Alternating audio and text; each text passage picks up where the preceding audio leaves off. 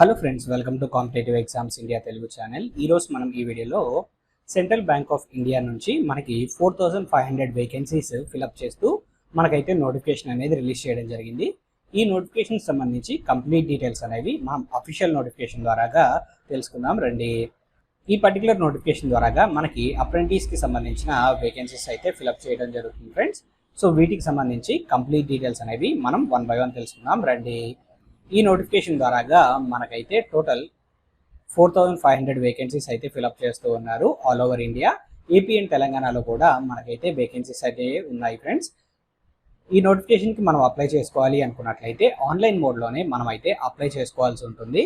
7th of June 2025 నుంచి 23rd June 2025 లోపు మనము ఆన్లైన్ మోడ్లో అప్లై చేసుకోవాల్సి ఉంటుంది. మీరు అప్లై చేసుకోవడానికి కావాల్సిన లింక్స్ అనేవి నేను డిస్క్రిప్షన్లో ప్రొవైడ్ చేస్తాను. మీరు ఆ లింక్స్ ద్వారాగా ఈ నోటిఫికేషన్కి అప్లై చేసుకోవచ్చు.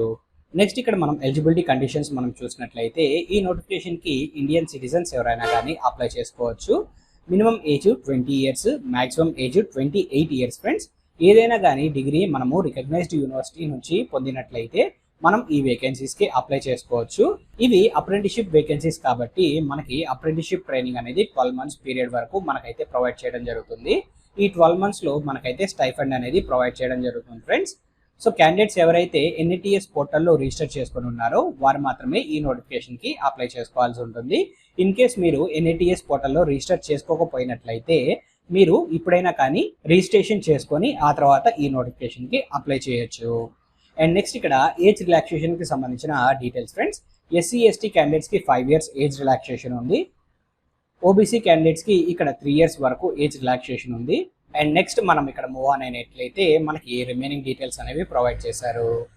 సో ఇక్కడ సెలక్షన్ ప్రాసెస్కి సంబంధించిన డీటెయిల్స్ మనం గమనించినట్లయితే అప్లై చేసుకున్న క్యాండిడేట్స్ ఎవరైతే ఉన్నారో వారికి ఇక్కడ 100 marksకి ఆన్లైన్ ఎగ్జామినేషన్ అయితే కండక్ట్ చేయడం జరుగుతుంది. సో క్వాంటిటేటివ్ యాప్టిట్యూడ్కి సంబంధించి 15 questions 15 marks గాను, లాజికల్ రీజనింగ్కి సంబంధించి 15 questions 15 marks గాను, కంప్యూటర్ నాలెడ్జ్కి సంబంధించి 15 marks 15 questions ఉంటాయి. ఇంగ్లీష్ లాంగ్వేజ్కి సంబంధించి కూడా 15 marks 15 questions అయితే ఇవ్వడం జరుగుతుంది. రీటైల్ ప్రోడక్ట్స్ సంబంధించి and retail asset products, investment products and insurance ప్రోడక్ట్స్కి సంబంధించి ఒక్కొక్క సెక్షన్లో 10 questions ఉంటాయి 10 marks గాను. టోటల్ 100 marksకి మనకైతే ఎగ్జామినేషన్ కండక్ట్ చేయడం జరుగుతుంది. టోటల్ 60 minutes టైం అనేది అయితే ఇవ్వడం జరుగుతుంది. ఈ ఎగ్జామినేషన్లో ఎలాంటి నెగిటివ్ మార్కింగ్ అనేది లేదు ఫ్రెండ్స్. సో ఈ పాయింట్ అనేది గమనించండి. అండ్ అలానే క్యాండిడేట్స్ ఏ స్టేట్కి అయితే అప్లై చేస్తూ ఉన్నారో ఆ స్టేట్కి సంబంధించిన లోకల్ లాంగ్వేజ్ అనేది ఖచ్చితంగా తెలిసి ఉండాలి. రీడ్, రైట్ అండ్ స్పీక్కి సంబంధించి మనకి బేసిక్ నాలెడ్జ్ అనేది అడగడం జరుగుతుంది.